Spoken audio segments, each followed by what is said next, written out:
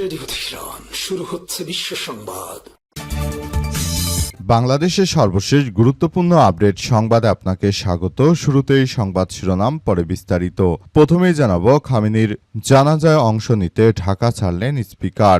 ইরানের প্রাত সর্বোচ্চ ধর্মীয় নেতা আয়তুল্লাহ আলী খামেনির জানাজায় অংশ নিতে জাতীয় সংসদের স্পিকার হাফিজউদ্দিন আহমেদ ইরানের উদ্দেশ্যে ঢাকা ত্যাগ করেছেন। আজ ঢাকার হজরত শাহজালাল আন্তর্জাতিক বিমানবন্দর থেকে তিনি ইরানের রাজধানী তেহরানের উদ্দেশ্যে ঢাকা ত্যাগ করেন। সঙ্গে জামাতের 4 জন এমপি সদস্য রয়েছে, পাশাপাশি রয়েছে নাসির উদ্দিন পাটোয়ারি এবং আরও রয়েছে মামুনুল হকের দলের সংসদ সদস্য পীরজাদা হানজালা।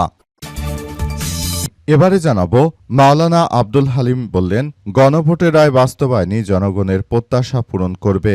বাংলাদেশ জামাত ইসলামের কেন্দ্রীয় নির্বাহী পরিষদ সদস্য, রংপুর দিনাজপুর অঞ্চলের পরিচালক মাওলানা আব্দুল হালিম বলেছেন যে গণভোট জনগণের যে রায় দিয়েছে তার পূর্ণাঙ্গ বাস্তবায়নই এখন জাতির প্রত্যাশা। জনগণের রায়ের প্রতি সম্মান দেখে জুলাই সনদ বাস্তবায়ন, সংবিধান সংস্কার, পরিষদ গঠন এবং জাতীয় অঙ্গীকার পূরণে সরকারকে কার্যকর ব্যবস্থা গ্রহণ করতে হবে।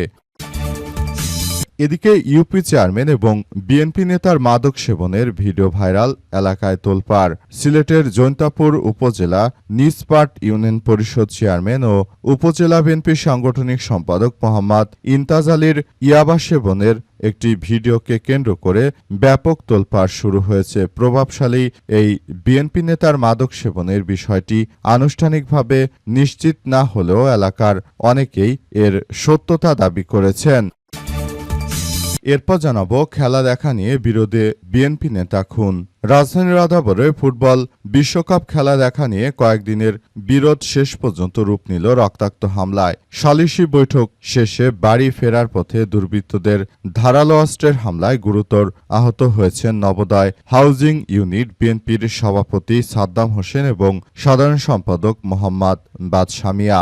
এই ঘটনায় দ্রুত তাদের হাসপাতালে নেওয়ার পর একজনের মৃত্যু হয়েছে।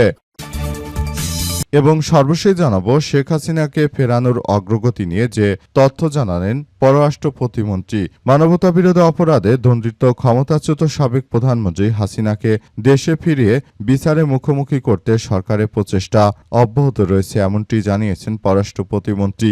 আজ মন্ত্রণালয়ে তিনি এই সব তথ্য জানান। শেখ হাসিনাকে ফেরানোর অগ্রগতি নিয়ে করা এক প্রশ্নের জবাবে শামা ওবায়দ বলেন, নতুন কোনো আপডেট নেই, বিষয়টি প্রক্রিয়াধীন রয়েছে। আমরা হাসিনাকে ফেরত আনার ব্যাপারটি ব্যাপকভাবে কার্যক্রম চালাচ্ছি। প্রিয় দর্শক, এতক্ষণ শুনছিলেন সংবাদ শিরোনাম, এবারে বিস্তারিত। তবে তার আগে বন্ধুরা, অনুরোধ থাকবে এই সংবাদটিতে একটি লাইক দিন। এই চ্যানেলে আপনি নতুন হয়ে থাকলে আমাদের সংবাদটি দেখতে দেখতে চ্যানেলটি সাবস্ক্রাইব করে রাখুন। কমেন্ট করে বন্ধুরা আপনার মূল্যবান মতামত জানিয়ে দিন আপনি বিশ্বের কোন দেশ থেকে বা বাংলাদেশের কোন স্থান থেকে আমাদের সংবাদটি দেখছেন এবং শুনছেন। আর বন্ধুরা, সংবাদটি আপনার সোশ্যাল মিডিয়া ফেসবুকে শেয়ার করে বন্ধুদেরও দেখার সুযোগ করে দিন। গাজা যুদ্ধে আপনি যদি নিরীহ ফিলিস্তিনিদের ভালোবেসে থাকেন বন্ধুরা, কমেন্টে ইয়েস লিখে পুরো বিশ্ববাসীকে আমাদের এই তাজা আপডেটটি দেখার সুযোগ করে দিন। এবারে বিস্তারিত। খেলা দেখা নিয়ে বিরোধের জেরে বিএনপি নেতাকে হত্যা। রাজধানীর আদাবরে ফুটবল বিশ্বকাপ খেলা দেখা নিয়ে কয়েক দিনের বিরোধ শেষে রূপ নিল রক্তাক্ত হামলায়। সালিশি বৈঠক শেষে বাড়ি ফেরার পথে দুর্বৃত্তদের ধারালো অস্ত্রের হামলায় গুরুতর আহত হন নবোদয় হাউজিং ইউনিট বিএনপির সভাপতি সাদ্দাম হোসেন এবং সাধারণ সম্পাদক মোহাম্মদ বাদশা মিয়া। তাদের উদ্ধার করে প্রথমে শহীদ সোহরাওয়ার্দী মেডিকেল কলেজ হাসপাতালে নেওয়া হয়। পরে অবস্থার অবনতি হলে বাদশা মিয়াকে ঢাকা মেডিকেল কলেজ হাসপাতালে ভর্তি করা হয়। চিকিৎসকরা তাদের মৃত ঘোষণা করেছে। পুলিশ ও স্থানীয় সূত্র থেকে জানা গেছে যে রাতে ব্রাজিল ও জাপানের ফুটবল ম্যাচ দেখা নিয়ে সেখানে মূলত এই সংঘর্ষের ঘটনা ঘটে। সংশ্লিষ্টরা জানান, দীর্ঘ আলোচনা হলেও কোনো সমঝোতা হয়নি। রাত আনুমানিক 8টার দিকে সংশ্লিষ্টরা তারা বিষয়টি মীমাংসা করার চেষ্টা করে। এরপরই তাদের উপর অতর্কিত হামলা চালায়। ধারালো অস্ত্রের আঘাতে তারা গুরুতর জখম হন। স্থানীয় লোকজন দ্রুত তাদের উদ্ধার করে হাসপাতালে নিয়ে যান। হাসপাতাল সূত্র থেকে জানা গেছে যে বাদশা মিয়ার শরীরে বিভিন্ন স্থানে গভীর জখম ছিল। উন্নত চিকিৎসার জন্য তাকে ঢাকা মেডিকেল কলেজ হাসপাতালে নিলে সেখানে সব চিকিৎসা ব্যর্থ হয়ে তার মৃত্যুর খবর ছড়িয়ে পড়লে হাসপাতাল ও আদাবর এলাকায় দলীয় নেতাকর্মীদের মধ্যে শোক ও ক্ষোভের সৃষ্টি হয়। তেজগাঁও বিভাগের অতিরিক্ত উপপুলিশ কমিশনার ডিসি জুয়েল রানা ঘটনার সত্যতা নিশ্চিত করে জানান যে কয়েকদিন আগে সংঘর্ষের পর উভয় পক্ষ নিজ নিজ উদ্যোগে সালিশে বসেছিল। সালিশ সমাধান না হয় বরং এই ঘটনা ঘটল। তবে হামলাকারীদের শনাক্ত এবং গ্রেপ্তার করে পুলিশ এর একাধিক টিম ইতিমধ্যেই কাজ শুরু করেছে। দেখা যাক শেষ পর্যন্ত বিষয়টি কোন দিকে গড়ায়। গণভোটের রায় বাস্তবায়ন জনগণের প্রত্যাশা পূরণ করবে বললেন জামাত নেতা মাওলানা আব্দুল হালিম।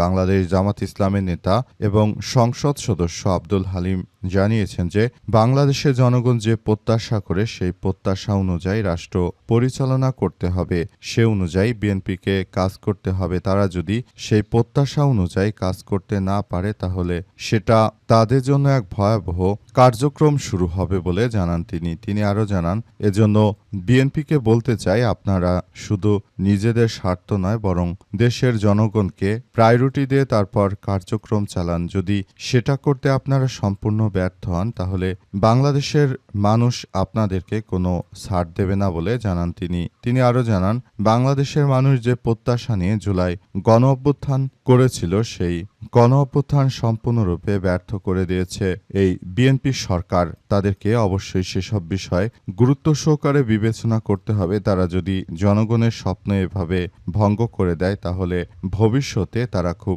ভয়াবহ বিপর্যয়ের মধ্যে পড়তে চলেছে। কারণ এ অবস্থায় তারা আসলে কোনো কিছুই করতে পারবে না। বিষয়গুলো সবার জন্য অত্যন্ত গুরুত্বপূর্ণ একটি ইস্যু হিসেবে আবির্ভূত হয়েছে। এ অবস্থায় আসলে পরিস্থিতি কোন দিকে যাবে সেসব বিষয় নিয়ে এখনো বিএনপির পক্ষ থেকে কোনো উল্লেখযোগ্য কোনো কার্যক্রম আসলে চালানো হয়নি।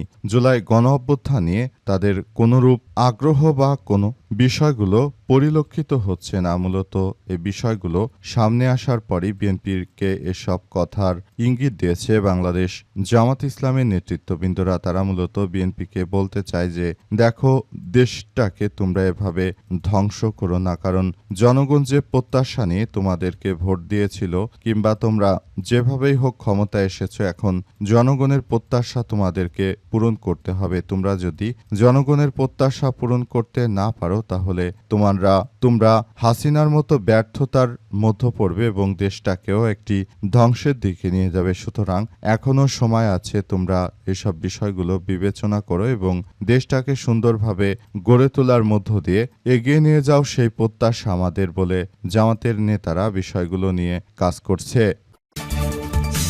ইউপি চেয়ারম্যান এবং বিএনপি নেতার মাদক সেবনের ভিডিও নিয়ে তোলপাড়। সিলেটের জৈন্তাপুর উপজেলায় নিসপাট ইউনিয়নের পরিষদের চেয়ারম্যান মোহাম্মদ ইমতিয়াজ আলীর মাদক সেবনের একটি ভিডিওকে কেন্দ্র করে তোলপাড় সৃষ্টি হয়েছে। প্রভাবশালী বিএনপির নেতার মাদক সেবনের বিষয়টা আনুষ্ঠানিকভাবে নিশ্চিত হওয়া গেছে। এলাকার অনেকেই এই সত্যতার দাবি করেছে, তবে ভয়ের কারণে তারা এখনো নাম প্রকাশ করছে না। বিশেষ করে তার কথিত মাদক সেবনের সঙ্গী ফয়জুল ইসলাম ফজলুর একটি ফেসবুক পোস্টকে কেন্দ্র করে এই দাবির সমর্থন হিসেবে উল্লেখ করেছে। একাধিক যোগাযোগের চেষ্টা করা হলেও চেয়ারম্যানের মোবাইল বন্ধ পাওয়া গেছে। রুহুল আমিন নামের এক ফেসবুক ব্যবহারকারী সামাজিক যোগাযোগ মাধ্যমে প্রকাশিত 46 সেকেন্ডের একটি ভিডিও বিভিন্ন ফেসবুক আইডি ও মোবাইল ফোনে ছড়িয়ে পড়লে ভিডিওটি জৈন্তাপুর নিসপাট ইউনিয়নের সারিঘাট ঢুপি গ্রামের বাসিন্দা ফয়জুল ইসলাম ফজলুর ঘরে চেয়ারম্যান ইমতিয়াজ আলীর ইয়াবা সেবন করার ভিডিও দেখা গেছে বলে দাবি করা হয়। ভিডিওতে ফয়জুল ইসলামকে আগুন দিয়ে সহায়তা করতে দেখা গেছে বলে অভিযোগ পাওয়া গেছে। শিমুল এবং তারা দুইজন মিলে এই মাদক সেবন করছিল এবং তাদের বিরুদ্ধে যথাযথ যেন আইনগত ব্যবস্থা গ্রহণ করা হয়, এসব দাবি তুলেছে এলাকাবাসী। মূলত তারা এলাকায় এই ধরনের ত্রাসের রাজত্ব কায়েম করেছিল। মাদকের সঙ্গে যারাই সংশ্লিষ্ট রয়েছে তাদের বিরুদ্ধে যেন যথাযথভাবে ব্যবস্থা ব্যবস্থা গ্রহণ করা হয় ইতিমধ্যে সেসব বিষয় নিয়ে তারা কার্যক্রম চালিয়ে যাওয়ার চেষ্টা করছে। তবে শেষ পর্যন্ত আসলে বিষয়গুলো কোন দিকে যাবে সেটি এখন পর্যন্ত বোঝা যাচ্ছে না। বিষয়গুলো নিয়ে সবাই খুব বেশি হতাশার মধ্যে রয়েছে। খামেনির জানাজায় অংশ নিতে ঢাকা ছাড়লেন স্পিকার, জামাতের এমপি সহ আরও অনেকেই। ইরানের সর্বোচ্চ ধর্মীয় নেতা আয়াতুল্লাহ আলী খামেনির জানাজায় অংশ নিতে জাতীয় সংসদের স্পিকার হাফিজউদ্দিন আহমেদ ইরানের রাজধানী তেহরানের উদ্দেশ্যে ঢাকা ত্যাগ করেছেন। আজ 7:30টায় হজরত শাহজালাল আন্তর্জাতিক বিমানবন্দর থেকে তিনি ইরানের উদ্দেশ্যে রওনা হন। জানা গেছে, জানাজায় অংশগ্রহণ শেষে আগামী 4 জুলাই স্পিকার হাফিজউদ্দিন আহমেদ দেশে ফিরবেন। আয়াতুল্লাহ আলী খামেনি 1939 সালের 19 এপ্রিল উত্তর পূর্ব ইরানের মাশহাদে জন্মগ্রহণ করেন। চলতি বছরে 28 ফেব্রুয়ারি যুক্তরাষ্ট্র এবং ইসরায়েলের হামলায় তিনি নিহত হয়েছেন বলে প্রতিবেদনে উল্লেখ করা হয়েছে। মৃত্যুকালে তার বয়স হয়েছিল 86 বছর। এই দখলদার সন্ত্রাসীরা তারা মূলত ইরানের সর্বোচ্চ ধর্মীয় নেতাকে হত্যার মধ্য দিয়ে তারা একটি কালো তালিকা করেছে, অর্থাৎ মুসলিমদের বিরুদ্ধে তারা যে সন্ত্রাসী কার্যক্রম চালিয়েছে সেটা আসলে কোনোভাবেই গ্রহণযোগ্য হতে পারে না। পুরো সন্ত্রাসীরা তারা আসলে সারা বিশ্বের বুকে যে কার্যক্রম শুরু করেছে সেটা কোনোভাবেই গ্রহণযোগ্য নয়। এরপর সন্ত্রাসীরা অনেক চেষ্টা করে তারা মুসলিম রাষ্ট্রগুলোর উপর যতই চাপ প্রয়োগ করুক না কেন, শেষ পর্যন্ত আসলে ইরানের কাছেই আত্মসমর্পণ করতে বাধ্য হয়েছে যুক্তরাষ্ট্রের সন্ত্রাসী ট্রাম্প। পাশাপাশি নেতানিয়াহু তার রাজনৈতিক ভবিষ্যৎকে অন্ধকারে ঠেলে দিয়েছে।